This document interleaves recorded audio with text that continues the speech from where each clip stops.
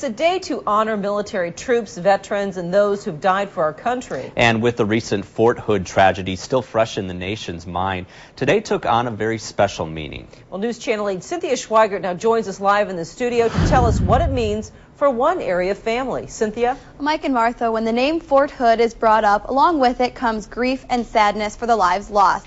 But before the massacre, it was a place where an area military family had some of its happiest memories.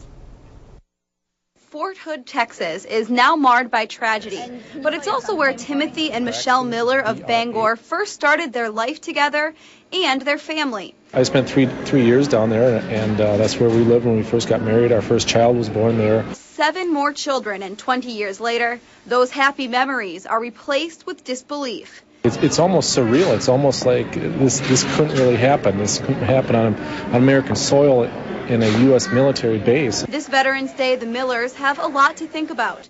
Their connection to Fort Hood, Timothy, a veteran himself, and their 19-year-old son stationed just north of Baghdad. I miss him a lot. He's not going to be home for Christmas this year, so it's going to be really hard to not have him home. So instead, the Millers are sending a piece of home to him by putting together a care package that'll be sent out by Operation Homefront. I'm thankful that I can send him stuff. He loves to think about Wisconsin. He loves to think about his family.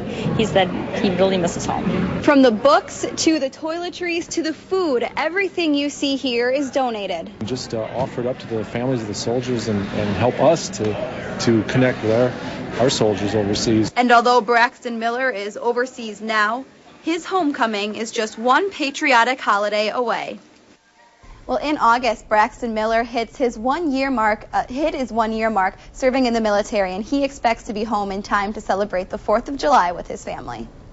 Sounds good. Thanks a lot. Also, Operation Homefront will be sending out more than 100 packages to those deployed troops. And some of the most popular items people include in those care packages for troops are drink mixes, toiletries, and of course, whatever snack food their troop is craving.